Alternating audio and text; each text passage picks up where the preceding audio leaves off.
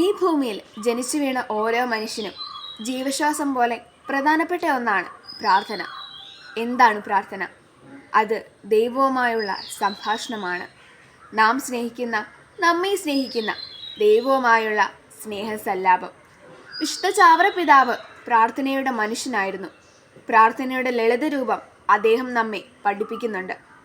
ഈശോ മിശിഹായുടെ സ്നേഹത്തിൽ പാർപ്പിൻ, എപ്പോഴും തൻ്റെ കൺമുൻപിൽ ഇരിപ്പിൻ, തൻ്റെ അരികെ നടപ്പിൻ, തന്നോടുകൂടെ എപ്പോഴും സംസാരിപ്പിൻ.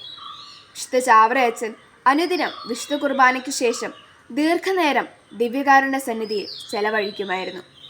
അവിടെ നിന്ന് പുറത്തിറങ്ങുമ്പോൾ താൻ കണ്ടുമുട്ടുന്ന ദരിദ്രരും അശരണരുമായ നാനാജാതി മതസ്ഥരിൽ ദൈവത്തിൻ്റെ വികലമാക്കപ്പെട്ട രൂപം തിരിച്ചറിയാൻ കഴിഞ്ഞതാണ് അദ്ദേഹത്തിൻ്റെ വിജയം. ദൈവദർശനം അദ്ദേഹത്തെ സഹജ ദർശനത്തിലേക്ക് നയിച്ചു. പ്രിയമുള്ളവരെ, പ്രാർത്ഥനയുടെ പവിത്ര നിമിഷങ്ങൾ നമ്മെ തിളങ്ങുന്ന മാണിക്യക്കല്ലുകളാക്കി മാറ്റും.